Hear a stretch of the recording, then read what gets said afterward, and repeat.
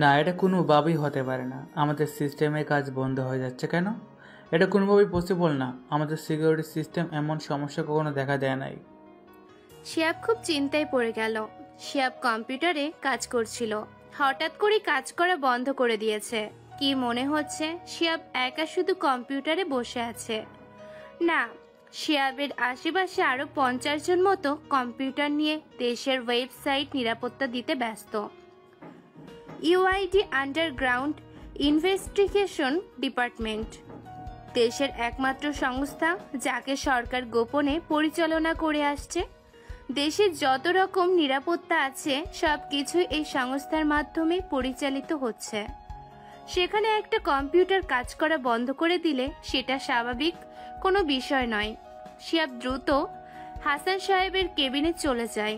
হাসান সাহেব ইউআইডি ডিপার্টমেন্টের প্রধান। স্যার, আমার কম্পিউটার হ্যাং করে রয়েছে, কোনো কাজই তো করতে পারছি না। হাসান সাহেব শিহাবের কথায় চমকে উঠলেন। তুমি কি বলছো শিহাব? এটা কিভাবে হতে পারে? একটা কম্পিউটারে প্রবলেম হওয়া মানে খুব বড় সমস্যা। আমাদের তো এমন হওয়ার কথা নয়। দেশের সমস্ত তথ্য আমাদের কাছে রয়েছে। আমাদের পেছনে তো সীমাহীন হ্যাকার গ্রুপ রেগে রয়েছে। যে কোনো সময় তারা সব তথ্য পেয়ে যেতে পারে। চলো দ্রুত দেখি কি হয়েছে। হাসান সাহেব শিহাবকে নিয়ে হলরুমে চলে আসে, কিন্তু এসে যা দেখে সেটার জন্য মোটেও প্রস্তুত ছিল না। ইউআইডি টিমের সবার কম্পিউটারেই একই অবস্থা। সবকিছু কাজ করা বন্ধ করে দিয়েছে, এমনকি তাদের সব ডেটা অন্য কোথাও ট্রান্সফার হওয়া শুরু করে দিয়েছে। এইটা দেখে হাসান সাহেবের অজ্ঞান হয়ে যাবার পালা। যেটা ভেবেছিল ঠিক সেটাই হলো। একটা হ্যাকার গ্রুপ সবগুলো কম্পিউটার হ্যাক করে তথ্যগুলো নিয়ে নিচ্ছে। সবার মাথায় বাজ পড়তে লাগলো। অফিসার্স, আপনারা সবাই কি করছেন? এখানে আমাদের সবকিছু হ্যাক হয়ে যাচ্ছে আর আপনারা সবাই কিছুই করতে পারছেন না। হাত গুটিয়ে সবাই বসে আছেন। দেশে তো খুব বড় সর্বনাশ হয়ে যাবে। সরি স্যার, আমাদের কিছুই করার নেই। এদের টিমটা অনেক বড়। আমাদের কাছে ভাইরাস দিয়ে কম্পিউটারগুলোর কাজ বন্ধ করে দিয়েছে। এখন আমাদের সবকিছু ওদের হাতের মধ্যে। আমাদের আর কিছু করার নাই। আমরা আমাদের সাধ্যমতো চেষ্টা করছি। না, এটা কোনোভাবেই হতে পারে না। আমার এক্ষুনি মাহফুজকে চাই। মাহফুজের উপর আমার পুরোপুরি বিশ্বাস আছে। ওই আমাদের সবকিছু ঠিক করে দিতে পারবে। আমাদের সংস্থার জন্য মাহফুজ একাই পুরো একটা টিমের মতো। শিহাব, আমি এক্ষুনি মাহফুজকে এখানে দেখতে চাই। Okay sir. শিহাব তাড়াতাড়ি করে মাহফুজকে ফোন করে, তারপর এখানেই সবকিছু খুলে বলে। মাহফুজ, তুই তাড়াতাড়ি এখানে চলে আয়। আমি জানি তুই আমাদের টিমের সমান। এখানে না আসলে অনেক বড় ক্ষতি হয়ে যাবে। মাহফুজ কথা বলা শেষ করে অফিসের দিকে রওনা দেয়। একটু পরেই পৌঁছে যায় রিসিভ করার জন্য। আগে থেকেই হাসান সাহেবের পার্সোনাল অ্যাসিস্ট্যান্ট রাকিব দাঁড়িয়েছিল। রাকিব, এখানে কি হয়েছে আমাকে বলো তো। বস, এখানে আমরা কাজ করতেছিলাম, হঠাৎ করে একদল হ্যাকার আমাদের সিস্টেম হ্যাক করে ফেলে। আমরা তাদের আইপি অ্যাড্রেস হ্যাক করার চেষ্টা করলাম, কিন্তু সেখানে প্রচুর আইপি অ্যাড্রেস দেখলাম যা এখন হ্যাক করা সম্ভব নয়। ওকে, চলো কি হয়েছে দেখে নিই। দুজন মিলে ভিতরে যেতেই হাসান সাহেব মাহফুজের কাছে চলে আসে। মাহফুজ, তাড়াতাড়ি আসো। এখন একমাত্র তুমি আমাদের ভরসা। সবকিছুই তো আমাদের হাতের বাইরে চলে যাচ্ছে। এদের হ্যাকিং কোডগুলো কিছুই বুঝতে পারছি না। ওকে, কোনো চিন্তা করবেন না, আমি দেখছি কি করা যায়। আমার ঠিক সামনের কম্পিউটারে বসে পড়লাম। হ্যাকার গ্রুপের কোডগুলো খুবই সিক্রেট। মনে হয় অনেক দিন ধরে আমাদেরকে হ্যাক করার চেষ্টা করছে। সবগুলো কম্পিউটারের দিকে চোখটা বুলিয়ে নিলাম। গ্রুপটার দুর্বল জায়গার খোঁজ করতে লাগলাম। পিছনের বড় স্ক্রিনটার দিকে তাকিয়ে ওদের কোনো একটা দুর্বল কোড খুঁজে বের করার চেষ্টা করতে থাকলাম। কিন্তু অন্যদিকে হাসান সাহেব মাহফুজের কাজ দেখে খুব বিরক্ত হলো। মাহফুজ, তুমি এটা কি শুরু করেছো? যেখানে আমরা সবাই পড়ে আছি যে কিভাবে সব ঠিক করব, সেখানে তুমি কোনো কাজ না করে একদিকে তাকিয়ে আছো। হাসান সাহেবের কথায় কোনো রেসপন্স দেয় না, নিজের মতো কাজ করে যাচ্ছে। বেশ কিছুক্ষণ পরে হুট করেই কম্পিউটারে বসে যায়। এই শিহাব, এক গ্লাস ঠান্ডা মিল্কশেক নিয়ে আয় তো। হ্যাঁ, তুই ওয়েট কর, আমি এক্ষুনি নিয়ে আসছি। মাহফুজ নিজের কাজে বসে যায়। কম্পিউটারের দিকে তাকিয়ে একটু মুচকে হাসি দেয়, কারণ হ্যাকারদের দুর্বল আইপি পেয়ে গেছে। মাহফুজ পকেট থেকে একটা পেন ড্রাইভ বের করে কম্পিউটারে প্লাগ ইন করে দেয়। তার আর কয়েক সেকেন্ড পরেই পুরো টিমের কম্পিউটারগুলো স্ক্রিন হঠাৎ কালো হয়ে গেল। এটা দেখে তো হাসান সাহেব তো পায়ের নিচ থেকে মাটি সরে গেল। চোখ বড় বড় করে কম্পিউটারের দিকে তাকিয়ে আছেন। তাহলে কি সব শেষ হয়ে গেল? এতদিনের পরিশ্রম সব কেড়ে নিল কোন হ্যাকার গ্রুপ এসে? মাহফুজ, আমার সব শেষ হয়ে গেল। তাহলে এখানে কি তোমাকে ঘোড়ার ঘাস কাটার জন্য নিয়ে এসেছি? জাস্ট স্টুপিড একটা, কিছুই করতে পারলে না। তুমি বলে এত কিছু পারো, আজ কি দেখালে? এটা তার প্রমাণ? আমার এতদিনের পরিশ্রম এক নিমিষে সব শেষ হয়ে গেল। চুপ করে চেয়ারে বসে আছি আর মিসকি মুসকি হাসছি। হঠাৎ করেই চেয়ার থেকে উঠে দাঁড়ালাম, আর তখনই সবাই আনন্দে চিৎকার করে উঠল, হাসান স্যার, আমাদের কম্পিউটারগুলো অন হয়ে গেছে। সব তথ্য আবার ব্যাক হতে শুরু করেছে। হ্যাকারদের কাছেও কোনো কপি ফাইল যেতে পারে নাই। আবার সব কিছু ঠিক হয়ে গেছে। হাসান সাহেব মাহফুজের দিকে অবাক হয়ে তাকালো। মাহফুজও মুচকি একটা হাসি দিয়ে বসে পড়ল। কিন্তু এটা কিভাবে সম্ভব? মাহফুজ, তুমি এটা কি করে সম্ভব করলে? যেখানে হ্যাকাররা আমাদের সবকিছু তাদের নিজেদের আয়ত্তে নিয়ে নিয়েছিল, সেখানে সবকিছু কি করে ঠিক করলে? কেন স্যার, সব কিছু ঠিক করা খুব কঠিন কাজ? আপনার চিন্তিত হওয়ার কারণ তো আমি বুঝতেই পারছি, কিন্তু সব কিছুই যদি এত তাড়াতাড়ি করলে হয়ে যেত, তাহলে এই পৃথিবীতে সবাই সফল হয়ে যেত। দেখুন স্যার, আমি প্রথমে ওদের হ্যাকিং কোডগুলো দেখেই বুঝে গিয়েছিলাম ওদেরকে এখন হ্যাক করে ফেলা পসিবল না, কারণ এতে অনেক সময় চলে যাবে, আর সাথে আমাদের তথ্যগুলো। তাই প্রথমে ওদের দুর্বল কোডগুলোর দিকে নজর দিলাম, যাতে করে সেটা ধরেই ওদের ঘায়েল করতে পারি। অবশেষে পেয়েও গেলাম। তখন পকেট থেকে একটা পেন ড্রাইভ বের করলাম, যেখানে আমার তৈরি করা একটা ভাইরাস ছিল। সো পেন ড্রাইভ প্লাগিং করতেই ভাইরাসটা তাদের কাছে চলে যায়। ওদের সিস্টেম ভাইরাসে নষ্ট হয়ে তথ্যগুলো আবার আমাদের কাছেই ব্যাক করলো। Just simple. হাসান সাহেব মাহফুজকে নিজের বুকের সাথে জড়িয়ে ধরলেন।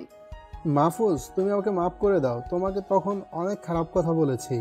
আসলে মাথা কাজ করছিল না তখন। আরে না, আমি কিছু মনে করি নাই। আমি বুঝেছি আপনার অবস্থা। মাহফুজ বস, এই যে আপনার কোল্ড মিল্কশেক। আরে এটা হাসান স্যারকে দাও, আমার জন্য নিয়ে আসতে বলি নাই তো? রাকিব অবাক হয়ে, হ্যাঁ, স্যার যেভাবে রাগ করেছিলেন তাতে তো মাথায় মনে হয় আগুন জ্বলছে। কোল্ড মিল্কশেক খেলে মাথাটা ঠান্ডা হবে। মাহফুজের কথা শুনে সবাই হেসে দেয়, আর হাসান সাহেবও হাসতে হাসতে মিল্কশেকটা হাতে নেয়। হ্যাঁ, স্যার যেভাবে রাগ করেছিলেন তাতে তো মাথায় মনে হয় আগুন জ্বলছে। কোল্ড মিল্কশেক খেলে মাথাটা ঠান্ডা হবে। মাহফুজের কথা শুনে সবাই হেসে দেয়, আর হাসান সাহেবও হাসতে হাসতে মিল্কশেকটা হাতে নেয়। তো স্যার, আমার কাজ তো শেষ হয়ে গিয়েছে, আমি এবার বাসায় চলে যাব। আজকে মনে করলাম একটু বেশি করে ঘুমিয়ে নিব, কিন্তু এই ঘটনা শুনে আর শুয়ে থাকতে পারলাম না। তাছাড়া দেশের বাইরে থেকে এসে বাবা মায়ের সাথে সময় কাটাতে পারি নাই। ও, সেটা এমনি বললেই পারতে, এত কিছু বলার দরকার ছিল না। তুমি সব দিক থেকেই স্বাধীন, যেটাই করবে না কেন আমরা সবসময় সাপোর্ট দেব। যাও, বাসায় চলে যাও। ওকে স্যার, প্রয়োজন হলে আবার তাক দিবেন। নিজের সর্বোচ্চ দিয়ে চেষ্টা করব। তারপর সবার থেকে বিদায় নিয়ে বাসার দিকে রওনা দিলাম। অফিসে আসার আগে আম্মু বলেছিল যে বিরিয়ানি রান্না করছে, তাই পেটের ভিতরে ইঁদুর লাফালাফি করছে। কিছুক্ষণ পরে মাহফুজ বাসায় এসে যায়। দরজায় কলিং বেল দিতেই দরজা খুলে যায়। মাহফুজ তাকিয়ে দেখে সামনে নিশি দাঁড়িয়ে আছে। নিশি মাহফুজের ছোট বোন। কিরে বাদর, তোর কি কাজ শেষ হলো? হ্যাঁ, কাজ তো শেষ হয়েছে, বাট আমাকে এই বাদর বলা বন্ধ করবি কবে? বলতে পারবি আমাকে? কিছুক্ষণ কি যেন ভাবলো। হ্যাঁ ভাইয়া, বন্ধ করতে পারবো। অনেক ভেবে দেখলাম তুই মরে যাওয়ার পরে বন্ধ করব। ওরে পেতনি মায়া, তোরে আজকে খাইছি। মাহফুজ নিশিকে তাড়া করলো। নিশি অনেক দৌড়ে হাঁপিয়ে গেছে। শেষ পর্যন্ত কোনো উপায় না পেয়ে মায়ের পিছনে গিয়ে লুকালো। আম্মু, এই তোমার বাঁদর পোলাটারে থামাও, আমারে মারতে আসছে। আমি কিছুই কই না। হ্যাঁ হয়েছে, তুই যদি কিছু না করিস তাহলে মাহফুজ তোকে তাড়া করার কোনো প্রশ্নই আসে না। তুই নিশ্চয়ই ওকে কিছু বলেছিস। না আম্মু, তওবা তওবা, ওই বাঁদরটাকে আমি কিছুই বলি নাই, শুধু শুধু আমাকে তাড়া করছে। আম্মু, এই যে কেবল বান্দর পোলা বললো আমাকে, আমি কোন দিক থেকে বান্দরের মতো দেখতে তুমিই বলো। এই, তোদের যা ইচ্ছা হয় তাই কর, আমি আজকে নিশিকে রক্ষা করছি না। মাহফুজ, তুই ওকে নিয়ে যা তো। এই তো সুযোগ আজকে পাইছি। শয়তানি একটা হাসি দিয়ে নিশিকে নিয়ে সোফা রুমে চলে আসলাম। ওই পেতনি, এবার আমার থেকে তোকে কে বাঁচাবে? দেখো ভাইয়া, এখন আর মারামারি করব না। তুমি না আমার ভালো ভাইয়া, এখন এসব আর ভালো লাগছে না। তুমি কতদিন পরে আসলে, মিষ্টি কোনো কথা না বলে মারছো আমাকে। ও সরি, মানে একটু বেশিও করে ফেলছি। তো বল, তোর দিনকাল কেমন কাটছে? এতদিন ভালো কাটছিল না, বাট এখন থেকে ভালো কাটবে। তুমি না থাকলে কেমন একা একা লাগে, মন একটুও টিকতে চায় না। আমি খুব খুশি ভাইয়া। তোমার কাছে এখন একটা ছোট আবদার করব, আমার আবদারটা পূরণ করবে ভাইয়া? আচ্ছা, এখন থেকে তোর মনকে টিকিয়ে রাখবো। তোর সেই চকলেট আইসক্রিমগুলো এখন থেকে দেখতে পারবি। তো এখন খুশি তো? ভাইয়া, আজকে আমাকে কলেজে নিয়ে চলো, অনেক দিন হলো তোমার সাথে যাই না। আমি পূরণ করে দিব। আচ্ছা, তুই খেয়ে রেডি হয়ে নে, আমি তোকে নিয়ে যাচ্ছি। একটু পরে নিশি রেডি হয়ে আসে। ওকে নে, কলেজের দিকে রওনা দিলাম। কলেজটা বেশি দূরে না, তাই যেতে আর দেরি হলো না। কলেজে ঢুকেই দেখি একটা বড় বিল্ডিংয়ের পাশে লোকজন জড়ো হয়ে আছে, আর সবাই উপরে তাকিয়ে হাই হতাশ করছে। আমি তাড়াতাড়ি নিশিকে নিয়ে সেখানে গেলাম। উপরের দিকে তাকাতেই কলিজার পানি শুকিয়ে গেল। একটা মেয়ে বিল্ডিংয়ের শেষ মাথায় দাঁড়িয়ে আছে। সবাই বলছে সুইসাইড করার জন্য গিয়েছে। নিশি মেয়েটাকে দেখে কেঁদে ফেলে। ভাইয়া, তুমি সীমাকে বাঁচিয়ে দাও। সীমা আমার একমাত্র বেস্ট ফ্রেন্ড। সীমা আত্মহত্যা করলে আমি নিজেকে ক্ষমা করতে পারবো না। ভাইয়া, সীমা কোনো কারণ ছাড়া এরকম করতে পারে না। তুমি প্লিজ ওকে বাঁচিয়ে নাও। নিশির কথা শুনে আমার আর মন টিকলো না। নিশিকে দাঁড় করিয়ে রেখে দৌড়ে বিল্ডিংয়ে উঠতে লাগলাম। নিচের লোকেরা বারবার সীমাকে নেমে আসতে বলছে আর পিছিয়ে যেতে বলছে, কিছু সীমা কোনো কথাই শুনছে না। এদিকে মাহফুজ লিফট দিয়ে অল্প সময়ের মধ্যে ছাদে পৌঁছে যায়। মাহফুজের পায়ের শব্দ পেয়ে সীমা পিছন ফিরে তাকায়। এই, কে আপনি? এখানে কি জন্য এসেছে? চলে যান এখান থেকে, আমি আর নিজেকে বাঁচিয়ে রাখতে চাই না। এখান থেকে এক্ষুনি চলে যান, না গেলে আমি ছাপ দিয়ে দেব। এই পাগলি মেয়ে, দেখো এরকম করো না। তুমি আমাকে বলো কি হয়েছে, আমি তোমার সমস্যা ঠিক করে দিব। দেখো, তুমি ভুল পথে আগাচ্ছ। এটা তোমার আসল পথ নয়। তোমার সামনে আরও কত উজ্জ্বল ভবিষ্যৎ রয়েছে। তাছাড়া তোমার বেস্ট ফ্রেন্ড নিশি তোমার জন্য নিচে কান্না করছে। দেখো, তুমি এই কাজটা করলে নিশি খুব কষ্ট পাবে। কথা বলতে বলতে সীমার দিকে এগোতে থাকলাম। আমার সামনে উজ্জ্বল ভবিষ্যৎ আছে, এই কথা আপনাকে কে বললো? আমার সামনে উজ্জ্বল ভবিষ্যৎ কিছুক্ষণের মধ্যে নেটে ছড়িয়ে পড়বে, যা আমার জীবনে কলঙ্ক বয়ে আনবে, তাছাড়া কিছুই না। আর আমার শরীরের ভিডিও নেটে ছড়ানোর আগেই নিজেকে শেষ করে ফেলবো, যাতে আমার বাকিটা জীবনে কালো ছায়া না নেমে আসে। কথাগুলো বলেই মেয়েটা ছাদ থেকে ঝাঁপ দেয় আর নিচে থাকা লোকজনের হুঁশ উড়ে যায়। কিন্তু মেয়েটা ছাদ থেকে পড়তে পারে না, তাই আগেই মাহফুজ মেয়েটাকে ধরে ফেলে। সীমা মাহফুজকে এলো পাথারি মারতে থাকে। এই, তুই আমাকে বাঁচালি কেন? আমাকে ছেড়ে দে বলছি। এই জীবন আমি আর রাখবো না, আমার বেঁচে থাকার কোনো অধিকারই নেই। অনেক কষ্ট করে সীমাকে শান্ত করলাম। এই পাগলি মেয়ে, আগে শান্ত হও। আমি তোমাকে কথা দিলাম তোমার সবকিছু ঠিক করে দিব। সীমা কান্না করে দেয়। আপনি আমার সব কিছু কীভাবে ঠিক করবেন? হ্যাঁ, এতক্ষণে মনে হয় আমার নগ্ন ভিডিও কোন সাইডে চলে গেছে, ফেসবুক সহ আরও সব জায়গায় চলে গেছে। এখন লোকজন আমাকে দেখবে আর খারাপ নজরে দেখবে। আমি বেঁচে থাকলেও প্রতিটা মুহূর্তে মৃত্যুর স্বাদ ভোগ করব। মেয়েটার কথা শুনে কথা বলার ভাষা হারিয়ে ফেললাম। এই মেয়ের নগ্ন শরীরের ভিডিও আবার কে রেকর্ড করে নেট দুনিয়ায় ছেড়ে দিবে? কার এত বড় সাহস যে সীমার সাথে এরকম করবে? তার বেঁচে থাকার কোনো অধিকার নাই। আচ্ছা সীমা, সব কিছু আমাকে খুলে বলো। আমি তোমার জন্য সব কিছু করতে রাজি আছি। সীমা কথা বলতে পারে না। সীমা কথা বলতে যাবে ঠিক তখনই নিশি এসে সীমাকে জড়িয়ে ধরে। তারপর হঠাৎ করে সীমাকে কষে কয়েকটা থাপ্পড় মেরে দেয়। সীমা তো কোনো কথাই বলছে না, একভাবে নিশির দিকে তাকিয়ে আছে। এই কুত্তা হারামি, তোর এত বড় সাহস কে দিয়েছে? তুই নিজের জীবনকে একেবারে তুচ্ছ মনে করবি না। ওই তোকে ছাড়া আমি কিভাবে বেঁচে থাকতাম বল? সরি রে, আমি আর এরকম করব না। সীমা নিশিকে পাশে ঠেলে বসিয়ে দেয়। মাহফুজ ভাইয়া, একবার আমার সুইসাইড করার পেছনের কারণটা শুনুন। আমাদের কলেজের একটা ছেলে, যে এই কলেজের নেতা, ওর নাম তামিম। বড় বড় পার্টির সাথে ওর হাত আছে। বেশ কয়েকদিন ধরে আমার পিছু ছুটেছে আর প্রেমের প্রস্তাবও দিয়েছে, কিন্তু আমি সরাসরি না করে দিয়েছি। কিন্তু ভাইয়া, ওই তামিম থেমে থাকেনি। আমাদের প্রায় সময় খারাপ চোখে দেখতো, খারাপ কাজ করার ইঙ্গিত দিত। এইভাবে আস্তে আস্তে তামিমের প্রতি আমার ঘৃণা হয়ে যায়। একদিন অসহ্য হয়ে ওকে চর মেরে দিই, আর সেটাই আমার জীবনে কাল হয়ে দাঁড়ায়। আজকে কলেজে আসার পর তামিম আমার সামনে এসে দাঁড়ায় আর ওর ফোনটা বের করে একটা ভিডিও প্লে করে। সেটা দেখে আমি তো প্রায় অজ্ঞান হওয়ার জোগাড়, কারণ সেটাতে আমার নগ্ন দেহের ভিডিও ছিল। আমি যখন মেয়েদের কমন রুমে গিয়ে কাপড় চেঞ্জ করছিলাম, তখন কেমন করে জানি তামিম সেটা রেকর্ড করে নেয় আর আমাকে বলেছে ভিডিওটা নেটে ছেড়ে দেবে। সীমার কথাগুলো শুনে মাথায় আগুন উঠে গেল। এই নিশি, এই তামিমটা কে রে?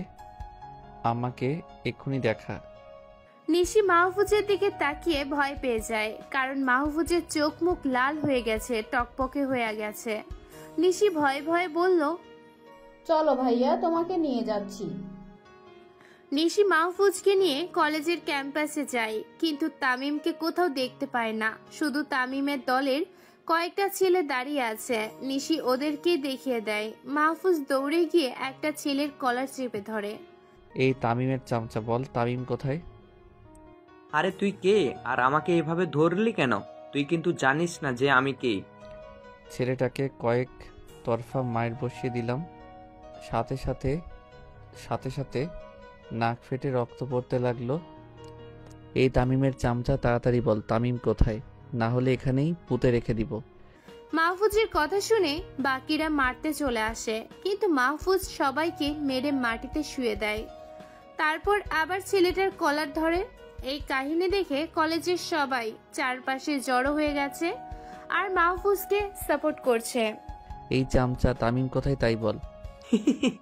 বলছি আমাকে আর মেরো না প্লিজ। একটু আগেই তামিম ওর বাসায় গেছে, কি বলে একটা ভিডিও নেটে আপলোড দিবে, তাই চলে গেছে। ছেলেটার কথা শুনে আরো কয়েক ঘা বসিয়ে দিলাম। জ্ঞান হারিয়ে মাটিতে পড়ে গেল, কিন্তু মাথায় তো তামিমের বিষয়টা ঘুরপাক খাচ্ছে। এক্ষুনি ওর ফোনটা হ্যাক করে ভিডিও ডিলিট করতে হবে। তামিমের চামচার থেকে তামিমের ফোন নম্বর নিলাম। এই নিশি, গাড়ি থেকে ল্যাপটপ নিয়ে আয়। নিশি দৌড়ে গিয়ে ল্যাপটপ নিয়ে চলে আসে। আর একটু দেরি না করে ল্যাপটপ নিয়ে বসে গেলাম, কারণ তামিমের ফোনটাকে হ্যাক করতে হবে, না হলে সীমার অনেক বড় ক্ষতি হয়ে যাবে। সীমার দিকে তাকিয়ে দেখি ভয়ে কুঁকড়ে আছে। এই পাগলি, ভয় পাস না, ওর অবস্থা আমি এক্ষুনি খারাপ করছি। কিছুক্ষণের মধ্যেই মাহফুজ তামিমের ফোনের আইপি অ্যাড্রেস হ্যাক করে ফেলে। তারপর পুরো ফোনটাকে নিজের কবজায় নিয়ে আসে। সীমা নিজের হাত দিয়ে সে ভিডিও ডিলিট করে। সীমা একটা শান্তির হাসি দেয় ভিডিওটা ডিলিট করে। মাহফুজ তামিমের আইপির মাধ্যমে ওর লোকেশনটাও জেনে নেয়। তারপর নিশি আর সীমাকে নিয়ে সেখানে চলে যায়। মাহফুজের মাথায় আগুন জ্বলছে, তাই খুব দ্রুত তামিমের বাসায় চলে যায়। সেখানেও কিছু ছেলের সাথে একতরফা মারামারি করতে থাকে। এইসব দেখে আশেপাশে লোকজন চলে এসেছে, কিন্তু কেউ কোনো কথা বলছে না। মাহফুজ সবাইকে মেরে তামিমের ঘরে চলে যায়। তামিমের ঘরে যেতেই দেখি ফোন নিয়ে ঘাটাঘাটি করছে। মুচকে একটা হাসি দিলাম। কিরে তামিম, তোর ফোনে কাজ করছে না? সরি রে, আসলে তোর ফোনটা আমার দখলে, তাই তোকে বলতে আসলাম। আর হ্যাঁ, ওই ভিডিওটা ডিলিট করে দিয়েছি, এখন আর সীমা মেয়েটার ক্ষতি করতে পারবি না। এই কুত্তার বাচ্চা, তোর এত বড় সাহস, তুই আমার ঘরে এসে আমার কাছে পাল্টি কথা বলছিস? তোকে আজকে এখানেই জ্যান্ত কপর দিব। তামিম একটা ছুরি নিয়ে চলে আসে। মাহফুজের কাছে আসতেই কিছু বুঝে ওঠার আগেই মাটিতে পড়ে যায়। কিরে, আরো মার খাবি নাকি? বলে আরো মারলাম। তারপর চুল ধরে টেনে বাইরে নিয়ে আসলাম, সামনে থাকা লোকজনের সামনে ফেলে দিলাম। মাহফুজ এটা দেখে অনেক অবাক হয়ে যায়। হঠাৎ একজন মহিলা এগিয়ে আসে, তারপর মাহফুজের মুখে মায়ের স্নেহ ঢেলে দেয়। জানো বাবা, তোমার আজকের এই কাজে আমরা খুব খুশি হয়েছি। এই শয়তান আমার মেয়েকে প্রেমের প্রস্তাব দিয়েছিল, কিন্তু মেয়েটা গ্রহণ না করায় নগ্ন ভিডিও নিয়ে নেটে ছেড়ে দেয়, যার কারণে আমার মেয়েটা আত্মহত্যা করে। বলেই খুব কান্না করতে থাকে। মাহফুজ মহিলাটিকে শান্ত করে। আন্টি, আমি যতক্ষণ এই এলাকায় আছি একটা ক্রাইমও হতে দিব না। আর কোনো মেয়ের নগ্ন ভিডিও পোস্ট হবে না, সবাই নিশ্চিন্তে থাকুন। নিশিদের কলেজে নামিয়ে দিয়ে তামিমকে নিয়ে অফিসে চলে গেলাম, তারপর পুলিশের হাতে দিয়ে দিলাম। হাসান সাহেব দূর থেকে মাহফুজকে দেখতে পেয়ে এগিয়ে আসেন। কি মাহফুজ, হঠাৎ এখন অফিসে চলে আসলে যে? কোনো সমস্যা হয়েছে কি? হ্যাঁ স্যার, দেশে আজকাল মেয়েদের আত্মহত্যার পরিমাণ বেড়ে যাচ্ছে। তার সূক্ষ্ম একটা কারণ হলো কিছু মেয়ে বখাটে ছেলেদের প্রেমের প্রস্তাব রিজেক্ট করে দেওয়া, আর যার পরেই মেয়েরা আত্মহত্যার দিকে ঝুঁকে যাচ্ছে। তোমার কথাটা ঠিক বুঝলাম না, একটু ক্লিয়ার করো তো। স্যার, কিছু বখাটে ছেলে আছে যারা মেয়েদের প্রেমের প্রস্তাব দেয়, কিন্তু মেয়েগুলো তাদের পাত্তা দেয় না। এক পর্যায়ে ছেলেগুলো মেয়েদের গোপন ভিডিও করে নেটে, পর্নো সাইটগুলোতে সমাজে ছড়িয়ে দেয়, যার কারণে মেয়েরা আত্মহত্যা করছে। স্যার, এগুলো আমাদেরকে পদক্ষেপ নিয়ে ঠিক করতে হবে। ওকে, তুমি কাজ করো, আমি তোমার সব দিক থেকেই সাহায্য করব। স্যারের কথা শুনে অনেক খুশি হলাম। আজকে থেকেই পর্নো ওয়েবসাইটগুলো হ্যাক করে বিলীন করে দিব, যাতে 18+ ভিডিওর জন্য কারো জীবন নষ্ট না হয়। ওকে, তুমি কাজ করো, আমি তোমার সব দিক থেকেই সাহায্য করব। স্যারের কথা শুনে অনেক খুশি হলাম। আজকে থেকেই পর্নো ওয়েবসাইটগুলো হ্যাক করে বিলীন করে দিব, যাতে 18+ ভিডিওর জন্য কারো জীবন নষ্ট না হয়। আর কিছুক্ষণ অফিসে থেকে বাসায় চলে গেলাম। এদের সাথে মারপিট করার পর বেশ ক্লান্ত লাগছে, তাই বাড়িতে এসেই ঘুমিয়ে পড়লাম। বিকালের দিকে ঘুম থেকে উঠে ফ্রেশ হয়ে নিলাম, তারপর বাইরে থেকে একটু ঘুরে আসলাম। সন্ধ্যার পরে বাসায় এসে হালকা কিছু নাস্তা করে নিলাম। এখন প্রথমে একটা কাজ হলো নাসিমকে কল দিতে হবে। ওর সাথে কথা না বলে এগোতে পারবো না, কারণ আমি যে সাইটগুলোকে হ্যাক করব সেগুলোর জন্য কারোর তো সাহায্য লাগবে। কারণ নাসিম হলো আমার পরে হ্যাকার জগতে বাস করে। নাসিম এখন নেটে অ্যাক্টিভ আছে, তাই আর দেরি না করে নাসিমকে ফোন করলাম। হ্যালো ভাইয়া, কেমন আছেন আপনি? এই তো নাসিম, আমি খুব ভালো আছি, তোমার কি অবস্থা? ভাই, এই তো দিন চলে যাচ্ছে। তো এতদিন পরে হঠাৎ আমাকে ফোন করলেন যে? কোনো জরুরি বিষয় আছে নাকি? হ্যাঁ নাসিম, একটা জরুরি বিষয় আছে। আমাদের কিছু 18+ সাইট হ্যাক করতে হবে, না হলে আমাদের যুব সমাজ ধ্বংস হয়ে যাবে। এই তো আজকেও একটা মেয়েকে বাঁচিয়ে নিলাম। মেয়েটার ভিডিও একটা ছেলে 18+ সাইটে আপলোড করতে যাচ্ছিল, তখন আমি তার ফোনকে হ্যাক করে ভিডিওটা ডিলিট করলাম। ভাই, আপনি একদম ঠিক কথা বলেছেন। আজকাল এইসব জিনিসের কারণে মেয়েদের সংকীর্ণ অবস্থা, তাদের জীবন হুমকির মুখে পড়ছে। কিছু বখাটে ছেলেরা মেয়েদেরকে উত্ত্যক্ত করে খারাপ কাজের ইঙ্গিত দেয়, তারপর মেয়েরা রাজি না হলে তাদের গোপন ভিডিও আপলোড করে দেয়। এই জন্য বেশ কিছুদিন ধরে মেয়েদের আত্মহত্যার প্রবণতাও বেড়ে গেছে। সো আজকে থেকে আমি প্ল্যান করেছি যে ওই পর্নো সাইটগুলো হ্যাক করব, যাতে করে কেউ আর পর্নো সাইটে ঢুকে অকাজ করতে না পারে, আবার পর্নের প্রতি আসক্ত না হয়। তাই তোমার সাথে গ্রুপ আর সাইটগুলোকে হ্যাক করব। তুমি রাজি তো আমার সাথে কাজটা করতে? আরে ভাই, এটা আবার বলা লাগে নাকি? আমি আপনার সাথে কাজ করলে নিজেকে ধন্য মনে করি, যেহেতু আপনি নিজেই আমাকে কাজের জন্য বলেছেন। আমি কি আর না করতে পারি নাকি? গুড বয়, এই জন্যই তোমাকে আমার ভালো লাগে। আচ্ছা, তাহলে আমরা এখন থেকেই একটা সাইট হ্যাক করতে লাগবো। আমি যে ছেলেটার ফোন হ্যাক করেছিলাম সেখান থেকে একটা সাইট পেয়েছি, আজকে সেটাই হ্যাক করব। নাসিম মাহফুজের কথায় সম্মতি জানায়। তারপর দুজন মিলে হ্যাক করতে লেগে যায়। বেশ কিছুক্ষণ পর দুজন মিলে সাইটটা হ্যাক করতে সক্ষম হয়। তারপর মাহফুজ সবগুলো ভিডিও ডিলিট করে দেয়। ভাইয়া, আজকে অনেক ভালো লাগছে। মনে হচ্ছে আমাদের হ্যাকিং জগতের সব থেকে ভালো কাজটি আজকে করলাম। সত্যি আপনার সাথে থেকে নিজে অনুভব করতে পারছি। ওকে, তোমার কথা শুনে আমারও খুশি লাগছে। তাহলে এখন ঘুমিয়ে পড়ি, কালকে আবার অফিসে যেতে হবে। মাহফুজ ফোনটা কেটে দিয়ে ঘুমিয়ে পড়ে। সকালবেলায় একটু দেরি করেই ঘুম থেকে ওঠে। মাহফুজের আম্মু ডেকে দেয়নি, কারণ গতকাল মাহফুজের ঘরের লাইট রাত প্রায় 3টা পর্যন্ত অন ছিল।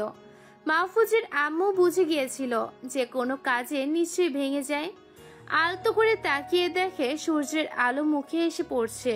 তারপর ওয়াশরুম থেকে ফ্রেশ হয়ে নিচে চলে যায়, কিন্তু হঠাৎ করেই কারোর সাথে ধাক্কা খেয়ে সোফার উপরে গিয়ে পড়ে। পাশে তাকিয়ে দেখে একটা মেয়ে ঠিক পাশেই পড়ে রয়েছে। মেয়েটার দিকে অবাক হয়ে তাকিয়ে থাকলাম, কারণ মেয়েটাকে দেখতে খুব সুন্দর লাগছে। একবার দেখেই তো প্রেমে পড়ে গেলাম মনে হচ্ছে। না, কী সব ভাবছি। আগে গিয়ে মেয়েটাকে উঠাই তো। মেয়েটার কাছে গিয়ে হাত ধরে টেনে উঠালাম। সরি, আপনাকে আমি দেখতে পাই নাই। আপনার কি ব্যথা লেগেছে নাকি? আরে না, কোনো সমস্যা নাই, আমার ব্যথা লাগে নাই, কিন্তু তোমাকে তো চিনতে পারলাম না। মেয়েটা কথা বলতে যাবে তখনই নিশি এসে মেয়েটার মুখ চেপে ধরে। থাক আব্বু, তোমাকে আর কথা বলতে হবে না। এমনি খাটাসটার সাথে ধাক্কা লেগেছে। তোমার পরিচয় আমি দিয়ে দিচ্ছি। এই ভাইয়া, এটা হলো আমার বান্ধবীর মেয়ে। এখানে আজকে সকালে এসেছে, অনেক বলে আপুকে নিয়ে এসেছি। আপু তো আসতে চাইছিল না। ও আচ্ছা, আমি আরো ভাবলাম আমাদের বাসায় আবার এটা কে আসলো। যাক, ভালোই হলো, তোর আজাইরা গল্প শোনানোর জন্য একটা মানুষকে পেয়ে গেলি। নিশি মাহফুজের কানের কাছে মুখ নিয়ে, ভাইয়া রে, এইটা শুধু আমার গল্প শোনার মানুষই না, তোর গল্প শোনানোর মানুষ বানিয়ে দিব, ভাবিও হতে পারে আমার। বলে নিশি একটা দুষ্ট হাসি দিল। মাহফুজ নিশির কথা শুনে তো চোখ আমার চড়ক গাছে উঠে গেল। আরে নিশি, বলেটা কি? এই সারা আপু, তুমি এখন আম্মুর কাছে যাও, আমি এই পুদ্দুটার সাথে একটু কথা বলবো। সারা নিশির কথায় মাথা নেড়ে চলে যায়। তো নিশি মহারানী, এইবার বলুন আপনি কি বলতে চান। আপনার সঙ্গী তো চলে গেল।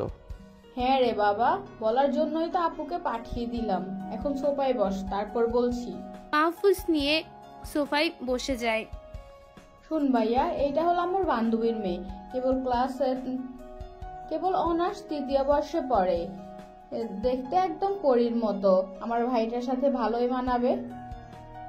তাছাড়া আমি আপুর সাথে কথা বলে দেখেছি, একদম নরম মনের মানুষ। সবার উপকার করে, মনে কোনো হিংসা নাই, আবার সবাইকে অনেক যত্ন করতে পারে। নিশির প্রত্যেকটা কথা শুনে অবাক হয়ে যাচ্ছি। মেয়েটা বলে কি? আমার সাথে বলে ভালো মানাবে। কি রে নিশি, তুই কি আমাকে বিয়ে নামক ভেজালে ফেলাতে চাচ্ছিস নাকি? কি বললে? বিয়ে মানে ভেজাল? আরে আপুকে একবার জীবন সঙ্গী করে নাও, দেখবে ওসব কিচ্ছু মনে হবে না। তোর বিয়ে নিয়ে তুই থাক, আমার এই সিঙ্গেল লাইফই ভালো, কোনো প্যারা নাই। আর বিয়ের পরে আজ তো একখান বোঝা ঘাড়ের পর চেপে বসবে, তাতে কোনো শান্তি খুঁজে পাবো না। এখন যেরকম চিল করে কোনো কিছু করতে পারছি, বিয়ের পরে সেটা হবে অন্যের তাবেদারি খাটতে হবে। আমি এখানে নাই, তুই সরে যা তো, আমাকে যেতে দে। মাহফুজ নিশিকে ধাক্কা দিয়ে এক দৌড়ে সেখান থেকে নিজের রুমে চলে আসে। নিশিও মাহফুজকে আটকে রাখতে পারে না, কিন্তু নিশি মনে মনে সিদ্ধান্ত নিয়ে নেয় যেভাবেই হোক সারাকে তার ভাবি করে নিয়ে আসবে। নিশির থেকে মুক্ত হয়ে ঘরে এসে বসলাম, তখনই নাসিমের ফোন আসলো। ফোনটা পিক করলাম। হ্যাঁ নাসিম, বলো কি অবস্থা? ভাই, আমরা গতকাল রাতে যে সাইটটাকে হ্যাক করলাম, সেখানে তো রীতিমতো সারা পড়ে গেছে। সেই সাইটের মালিক সবকিছু করেছে সাইটটা ফিরিয়ে নিয়ে আসার জন্য। এইতে তো আমার দারুণ আরাম লাগছে ভাই। শুধু একটা সাইট হ্যাক করে বসে থাকলেই হবে না, আরও যত সব সাইটের নাম আমার জানি সব কয়টাকেই হ্যাক করব। এই সাইটগুলোর জন্য অনেক মুসলিম ছেলেমেয়েরা পাপ কাজ করছে, চোখের গুনাহ করছে। মেয়েদের নগ্ন শরীর দেখলেই চোখের কবিরা গুনাহ হয়। আমাদেরকে সকল মুসলিমদের সাহায্য করতে হবে। জি ভাই, আপনি ঠিকই বলেছেন। এখন এটা বাদ দিন, আপনি খাওয়া দাওয়া করেছেন? না, এখন খেতে যাব। আচ্ছা, আপনি খেয়ে আসেন, তারপর আমরা আবার সাইটগুলোকে হ্যাক করব। ঠিক আছে, তুমি একটু অপেক্ষা করো, আমি খেয়ে আসি। তারপর নাসিমের ফোনটা কেটে দিয়ে নিচে খেতে চলে গেলাম। খাবার শেষ করে আবার নিজের রুমে চলে আসলাম। তারপর নাসিমের সাথে পর্ন সাইটগুলো হ্যাক করতে শুরু করলাম। আজকে পুরো 2টা সাইট হ্যাক করে নিজেদের আয়ত্তে নিয়ে চলে আসলাম। সাথে সাথে 18+ সাইটগুলোতে হইচই বেঁধে গেল। সাব বুঝে গিয়েছে যে তাদের সাইটগুলো কেউ হ্যাক করতে শুরু করেছে। সাইটের মালিকদের মাথায় হাত পড়ে গেল। কেউ কিছু বুঝে উঠতে পারছে না যে হ্যাক করছেটা কে। ভাই, আমরা সফল হয়েছি। আমরা সবার মনে ভয় ঢুকিয়ে দিতে পারছি।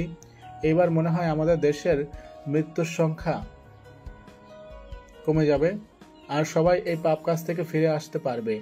তবে অনেকেই আমাদের উপর প্রচুর রেগে যাবে, আমাদের দেখতে পারবে না।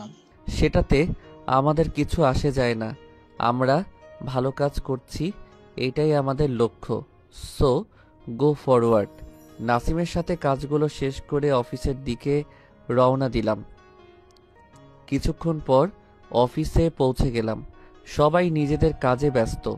একজন আমার কাছে এসে বলল যে সে আমাকে তার কেবিনে ডেকেছে। সেখান থেকে সোজা স্যারের রুমে গেলাম। হ্যাঁ মাহফুজ, এসো, তোমার সাথে অনেক দরকারি কথা আছে, এখানে বসো। জি স্যার, বলুন কি কথা। মাহফুজ, তুমি আমাদের সংস্থার সব থেকে ভালো হ্যাকার। হ্যাকিং ছাড়াও অন্য সব কাজে তোমার দক্ষতা অসাধারণ। তাই তোমাকে আমরা আমেরিকা পাঠাতে চাই, যাতে করে সেখানে থাকা হ্যাকিং গ্রুপ এইচকে সংস্থার সাথে ভালো যোগাযোগ করতে পারো। এই সংস্থার সাহায্য আমাদের অনেক প্রয়োজন। তারা সহজে কাউকে সাহায্য করতে চায় না, কিন্তু আমি জানি তুমি তাদেরকে ম্যানেজ করে নিতে পারবে। এইচকে মানে হ্যাকিং কিং সংস্থা, যাদের কাছে বিশ্বের প্রায় প্রতিটি দেশ মাথা নত করে আছে। সে তো একটা ভয়ঙ্কর হ্যাকার সংস্থা। তাহলে আপনার প্ল্যানটা কি? আমার প্ল্যানটা অনেক বেশি বড়। আমাদের দেশের সাথে বাইরের কিছু দেশ পাঙ্গা লড়ছে। সবাই আমাদের দেশের সাইবার সিকিউরিটির উপর আক্রমণ চালাচ্ছে, আমাদের হিমশিম খাইয়ে ছাড়ছে। তাই আমি চাইছি হ্যাকার কিং সংস্থার কিছু লোক আমাদের দেশে আসুক আর আমাদের সাথে প্রোটেকশনের কাজ করুক। স্যার, এইবার আপনার কথা আর প্ল্যান দুইটাই বুঝতে পারছি। হ্যাঁ, আমি আমেরিকায় যাব। দেশের জন্য যা যা করতে হবে সেটা আমার জীবন দিয়ে হলেও করব। আমি কবে যাচ্ছি স্যার? মাহবুব, তুমি পরশু রাতের ফ্লাইটে চলে যাবে। আমি সমস্ত কিছুর ব্যবস্থা করে দেব। কিন্তু সাবধান, এইচকে গ্রুপের সিকিউরিটি কিন্তু খুব কড়া, তোমাকে অনেক সাবধান হয়ে যেতে হবে। স্যার, সেটা আমার উপরে ছেড়ে দেন। ওদেরকে কেমন করে মানিয়ে নিতে হয় সেটা খুব ভালো করেই জানি। আপনি ওসব নিয়ে একদম চিন্তা করবেন না। তো মাহফুজ, তোমাদের ওয়েবসাইট হ্যাকিংয়ের কাজ কেমন চলছে? স্যারের কথা শুনে অবাক হয়ে গেলাম। স্যার জানলো কি করে যে আমরা হ্যাকিং করছি? স্যার, আপনি কি করে জানলেন যে আমরা হ্যাকিং করছি? এটা তো শুধু আমার আর নাসিমের মধ্যেই চলছে। মাহফুজ, তুমি ভুলে যেও না যে আমি তোমার স্যার। তোমার সব কর্মকাণ্ডের দিকে আমি নজর রাখি। তবে হ্যাঁ, যে কাজটা করছো সেটা অনেক ভালো, তবে একটু সতর্ক থেকো, কারণ ওই সাইটগুলোর অ্যাডমিট তোমাদের ক্ষতি করার চেষ্টা করবে। স্যার, কোনো সমস্যা নেই। আমরা সেরকম কোনো নর্মাল হ্যাকার নই যে খুঁজে বের করে ফেলবে। আমাদের টিকিটাও ছুঁতে পারবে না। আচ্ছা, তাহলে আমি এখন বাসায় যাই, আমাকে তো প্রস্তুত হতে হবে। ওকে মাহফুজ, তুমি যেতে পারো, নিজের শরীরের খেয়াল রেখো। স্যারকে বিদায় দিয়ে বাসার দিকে রওনা দিলাম। পথে কয়েকটা আইসক্রিম কিনে নিলাম। নিশির আবার আইসক্রিম খুব পছন্দ, হয়তো সারাও পছন্দ করবে। সবাই মিলে মজা করে খাওয়া যাবে। একটু পরে বাসায় পৌঁছে কলিং বেল বাজালাম। সারা এসে দরজা খুলে দিল। ও, আপনি চলে এসেছেন? বাইরে দাঁড়িয়ে না থেকে ভেতরে চলে আসুন। ভিতরে গিয়ে সারার দিকে তাকালাম। আচ্ছা সারা, নিশি কোথায় আছে? ও নিশি তো একটু ছাদে গিয়েছে, পরে বলে ঘরে ভালো লাগছে না, তাই ছাদে গিয়েছে। আচ্ছা ঠিক আছে, আমিও ছাদে যাচ্ছি। আর সারা, তুমিও ছাদে চলে এসো, কাজ আছে তোমাদের সাথে। আচ্ছা ঠিক আছে, আপনি যান, আমি আসছি। আস্তে করে ছাদে চলে গেলাম। নিশি ম্যাডাম দেখি ছাদের রেলিং ধরে দাঁড়িয়ে আছে। পিছন দিকে গিয়ে ওকে উঁচু করে ঘোরাতে লাগলাম। নিশি চমকে উঠল। এ ভাই, আমি পড়ে যাব তো, আমাকে নামিয়ে দে প্লিজ, আমার অনেক ভয় করছে, পড়ে যাব তো। ও বাবা, কয়েকদিন আগেও যে এমন করলে খুশি হতো, আজকে তার এত ভয় কই থেকে আসলো? নাকি কোনো কিছু নিয়ে ভয় পেয়ে আছিস? সত্যি বলতো আমাকে। আরে ভাইয়া, তোমার হঠাৎ করে কি হয় বলো তো? আমার কিছু হয়নি, আর কোনো কিছু নিয়ে ভয় পেয়ে নাই আমি। হঠাৎ করে পিছন থেকে এসে জড়িয়ে ধরলে তো, তাই অনেক ভয় পেয়েছি। ও আচ্ছা ঠিক আছে। নিশিকে নামিয়ে দিলাম আর তখনই সারা ছাদে আসলো। পকেট থেকে দুজনের জন্য আইসক্রিম বের করে দিলাম। দুজনে তো অনেক খুশি আইসক্রিম দেখে। একদম ঠিক ধরেছিলাম, সারাও আইসক্রিমের পাগল। আপনাকে অনেক ধন্যবাদ, এই চকলেট আইসক্রিম আমার অনেক পছন্দের। হ্যাঁ, সবই তো বুঝলাম, কিন্তু তোমাকে এখনো ঠিকমতো জানতে পারি নাই। আর আমার বাসায় কেউ থাকবে, কিন্তু তার সম্পর্কে কিছুই জানবো না, এটা আমার একটু পছন্দ না। ও আচ্ছা ঠিক আছে, আমার সম্পর্কে বলছি আমি। আপনি তো অলরেডি জানেনই যে আমি আপনার আম্মুর বান্ধবীর মেয়ে। আপনি যখন দেশের বাইরে ছিলেন তখন আপনার পরিবার আমাদের বাসায় ঘুরতে যায়, আর তখন থেকেই সবার সাথে আমার খুব ভালো সম্পর্ক, বিশেষ করে নিশের সাথে। আর আমি এবার অনার্স 3য় বর্ষে পড়ালেখা করছি। হ্যাঁ, এবার তোমার সম্পর্কে মোটামুটি জেনে নিলাম। এই নিশি, আমি তো পরশু আমেরিকার উদ্দেশ্যে রওনা দিব। আমার জন্য ভালো কিছু রান্না করবি, যাতে দেশে না আসা পর্যন্ত খাবারের স্বাদ মুখে লেগে থাকে। ভাইয়া, তুই আবার দেশের বাইরে চলে যাবি? তাহলে তো আমি আবার একা হয়ে যাব। সারা আপু একদিন এইদিকে আমাকে মাতিয়ে রাখতে পারবে, কিন্তু তুই না থাকলে বাড়িটা ফাঁকা ফাঁকা লাগে। আচ্ছা, তুই এবার কোন কাজে যাবি? আমেরিকার একটা হ্যাকার গ্রুপে সাথে মিটিং করতে যাব। হ্যাকিং নিয়ে কাজ করতে হবে। আপনি হ্যাকিং নিয়ে কাজ করবেন? মানে আপনি হ্যাকার? ও মাই গড, আমি তো বিশ্বাসই করতে পারছি না। আচ্ছা, আপনি কি এইচকে গ্রুপে যাচ্ছেন নাকি, যাদের কাছে বিশ্বের প্রায় প্রতিটি দেশ মাথা নত করে আছে? হ্যাঁ, আমি সেখানেই যাচ্ছি, কিন্তু তুমি সেটা কি করে বুঝতে পারলে? আমেরিকার হ্যাকিং গ্রুপকে আমি খুব ভালো করেই চিনি। আচ্ছা, আপনি হ্যাকার সেটা আগে বলেননি কেন আমাকে? তোমাকে বলবো কেমন করে, তাই বলো? তুমি আমাদের বাসায় মাত্র কয়টা দিন আসছো। যাই হোক, আমি আমেরিকা চলে যাচ্ছি। আমার বোনের দিকে একটু খেয়াল রেখো, ও আবার একা থাকতে পছন্দ করে না। না, এটা নিয়ে আপনাকে কোনো চিন্তা করতে হবে না। আমি নিশিকে আমার সাথে নিয়ে রাখবো। আপনি নিশ্চিন্তে যেতে পারেন। এই যে সারা, তুমি আমাকে আপনি করে আর বইলো না, তুমি করেই বলবে এখন থেকে। আচ্ছা ঠিক আছে। নিশি, তোরা দুজন মিলে গল্প কর, আমি আমার রুমে চলে গেলাম। আমার সমস্ত কিছু গুছিয়ে নিতে হবে। ওদের থেকে বিদায় নিয়ে রুমে চলে আসলাম। তারপর ল্যাপটপ অন করে নাসিমের সাথে 18+ সাইটগুলো হ্যাক করতে লাগলাম। আজকেও 3টা সাইট হ্যাক করে ফেলছি। মনের মধ্যে অনেক শান্তি লাগছে। সমস্ত কাজ শেষ করতেই স্যারের ফোন আসলো। জি স্যার, বলুন কি সাহায্য লাগবে? না মাহফুজ, আমার কোনো সাহায্য লাগবে না। তোমাকে ফোন করেছি কারণ তোমার পাসপোর্ট রেডি হয়ে গেছে। পরশু তুমি আমেরিকা যাবে আমাদের একজন গোপন এজেন্ট হয়ে। তোমার আইডি কার্ড দেখালেই ওদের আন্ডারগ্রাউন্ড অফিসে তোমাকে নিয়ে যাবে। তাছাড়া তোমাকে ওরা বন্দি করে ফেলবে। যেভাবেই হোক ওদেরকে ম্যানেজ করে আমাদের দেশে আসার জন্য অনুরোধ করবে। একবার যদি ওদের কয়েকজন হ্যাকারকে নিয়ে আসতে পারো, তাহলে সব সমস্যা শেষ করে ফেলতে পারবো। স্যার, আপনি কোনো চিন্তা করবেন না। আমি জানি কিভাবে এসব সংস্থাকে নিজের কবজায় নিয়ে আসতে হয়। এমনভাবে কাজ করব যাতে করে সবাই আমার কাজের প্রশংসা করে। ওকে মাহফুজ, বেস্ট অফ লাক। তোমার উপর আমি সম্পূর্ণ বিশ্বাস রাখি, আর তুমি সফলভাবে কাজটা করে তারপরেই ফিরবে। স্যারের সাথে কথা বলে ফোনটা রেখে দিলাম। তারপর রাতের খাবার খেয়ে ঘুমের দেশে হারিয়ে গেলাম। সকালে উঠে ফ্রেশ হয়ে প্রথমে বাবা মায়ের কাছে চলে গেলাম। কেমন আছো তোমরা? এই তো ভালো আছি, তুই কেমন আছিস? এই তো আমিও ভালো আছি। তোমাদেরকে একটা কথা বলার জন্য এসেছি। আমরা জানি তুই কি কথা বলার জন্য এসেছিস। আচ্ছা তুই কি বলতো? বাড়িতে আসছিস মাত্র কয়টা দিন হলো, এর মধ্যে আবার আমেরিকা যাওয়ার কি মানে ছিল?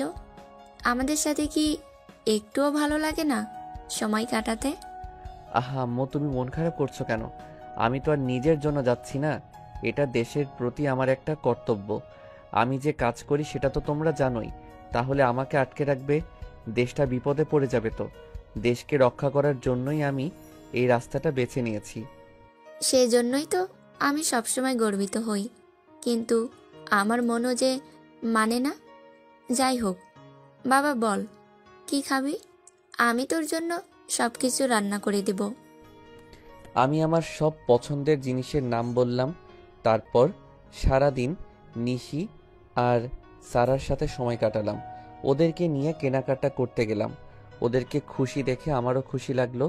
পরদিন সকালবেলায় সবাইকে বিদায় দিয়ে অফিসে চলে আসলাম।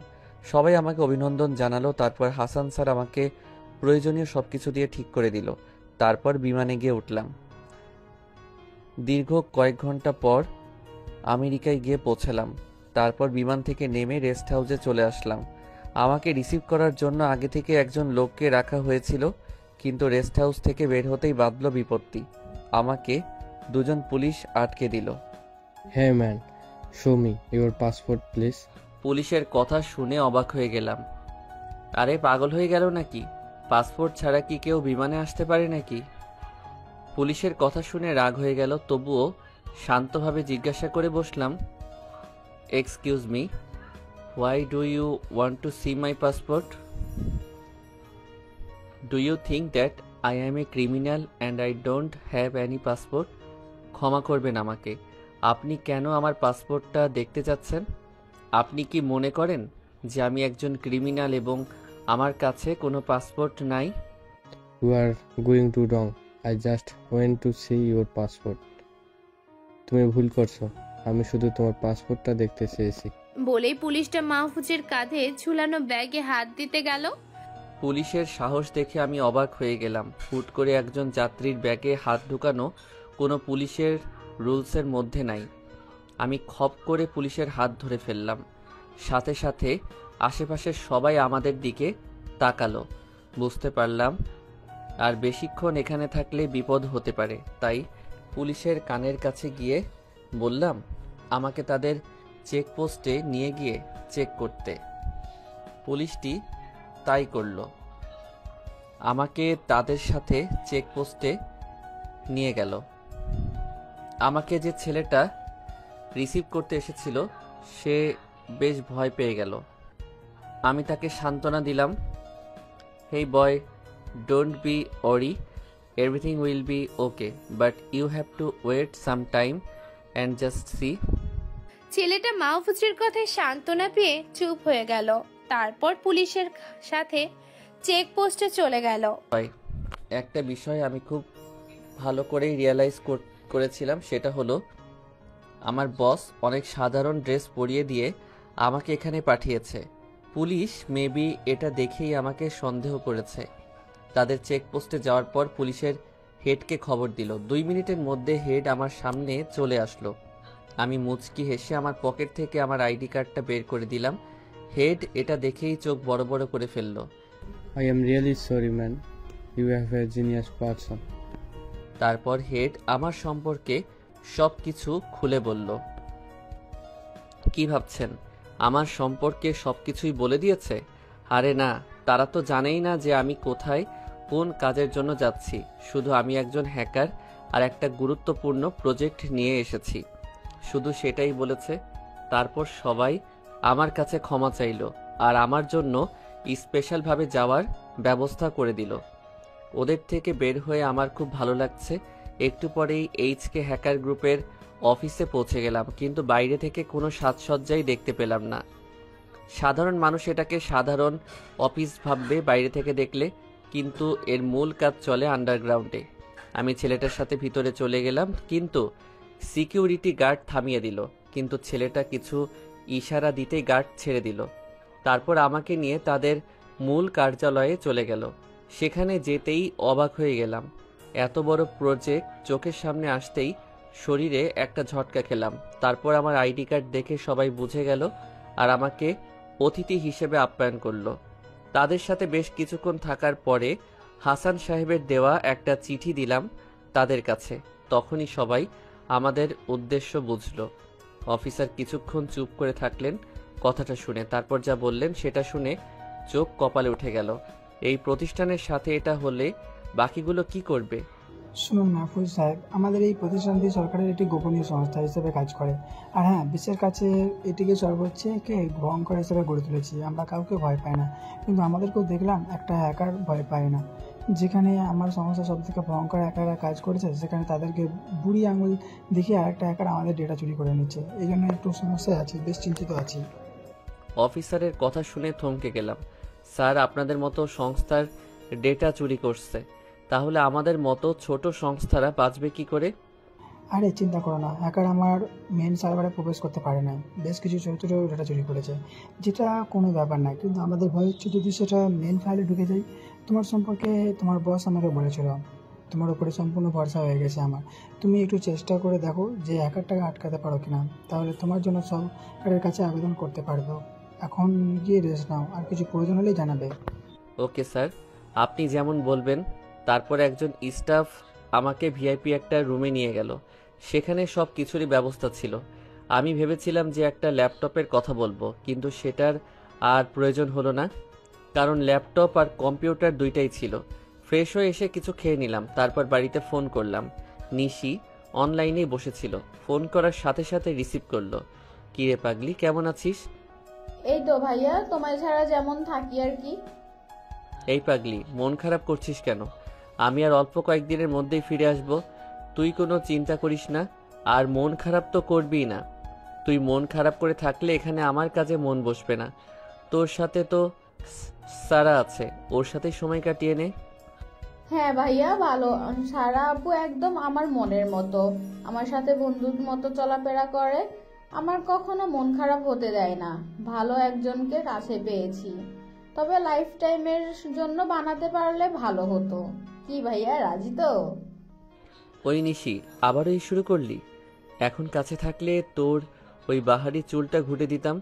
চুল তো না, যেন পেতনির মাথার লম্বা দাড়ি। ভাইয়া ভালো হবে বলছি, কিন্তু আমার চুলকে নিয়ে কোনো খারাপ কথা বললে আমি তোকে... থাক থাক, রেগে লাভ নাই। তুই তো আমার আদরের বোন, রাগলে কি তোকে ভালো দেখা যায় বল? বাই দা ওয়ে, বাবা মা কেমন আছে রে? হ্যাঁ ভাইয়া, বাবা মা দুজনেই খুব ভালো আছে। আর তোর দেশি ফিরে আসার অপেক্ষায় আছে। আচ্ছা এই নাও, আম্মু আসছে, কথা বলো।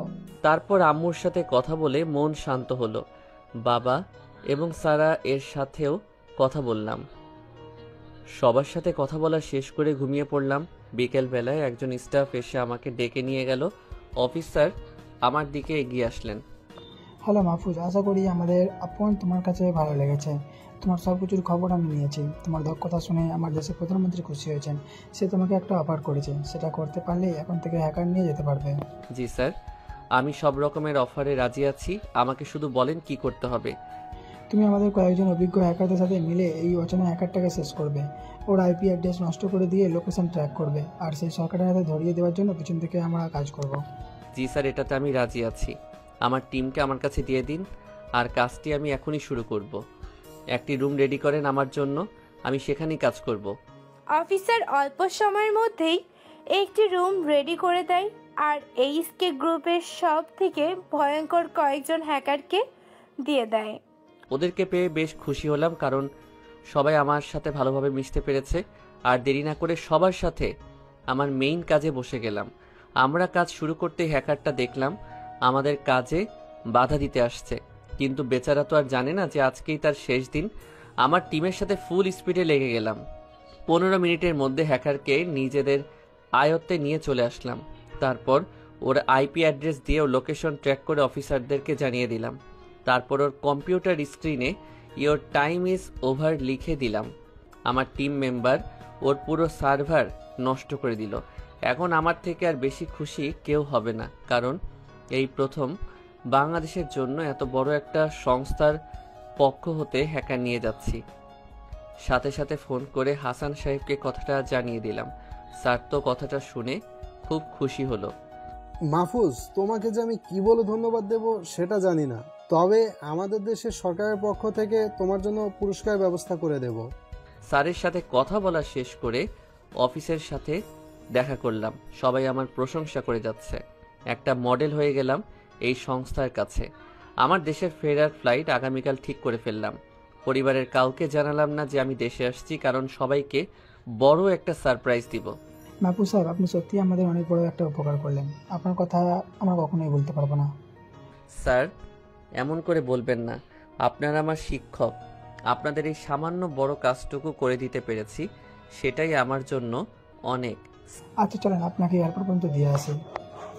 অফিসার মাহফুজকে নিয়ে এয়ারপোর্ট পর্যন্ত এগিয়ে দিতে আসে। সাথে কিছু হ্যাকারও আছে। সবার জন্যই পার্সোনাল ভিআইপি বিমানের ব্যবস্থা করা হয়েছে। মাহফুজ সবাইকে বিদায় দিয়ে দেশের দিকে রওনা দেয়।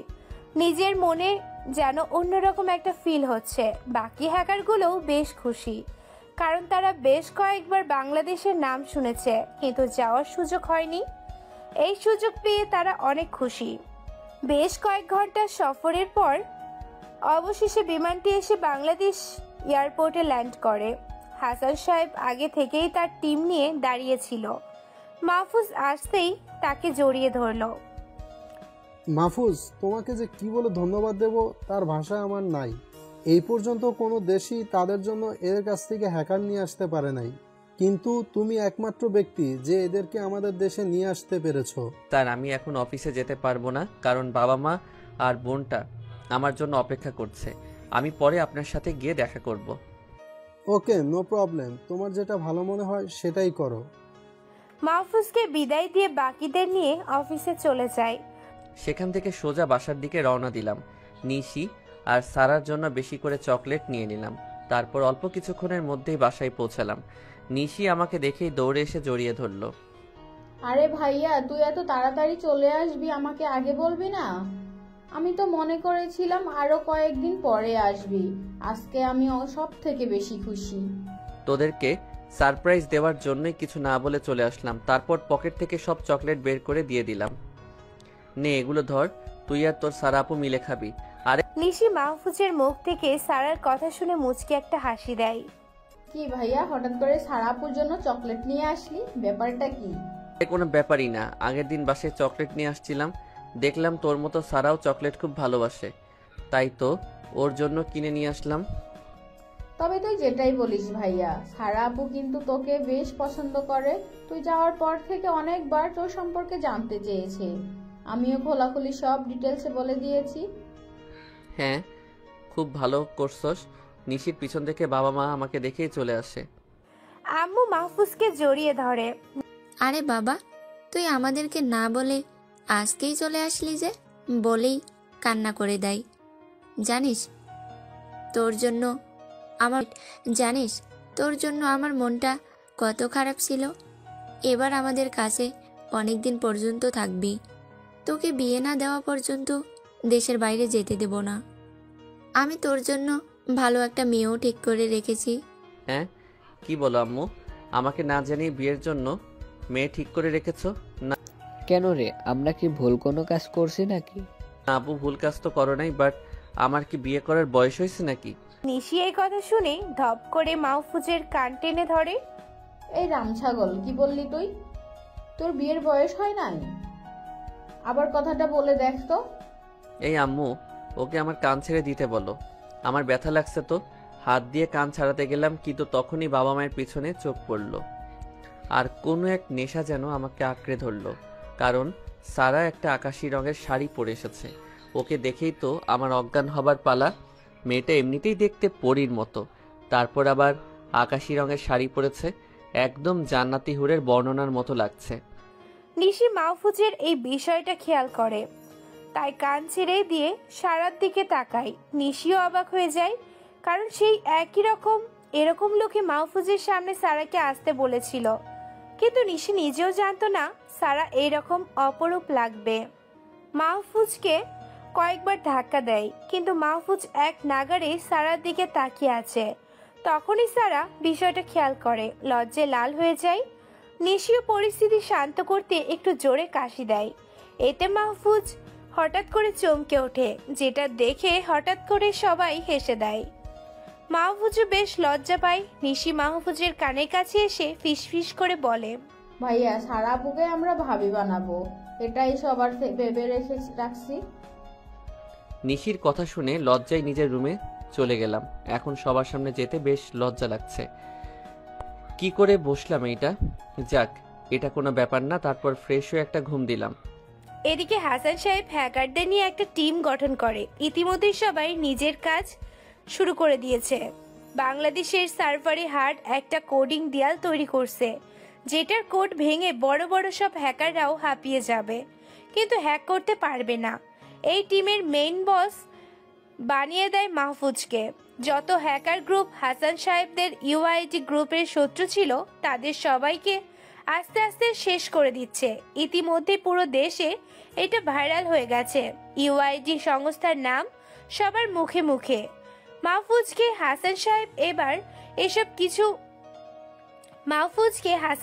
এসব কিছু আগেই জানিয়ে দিয়েছিল।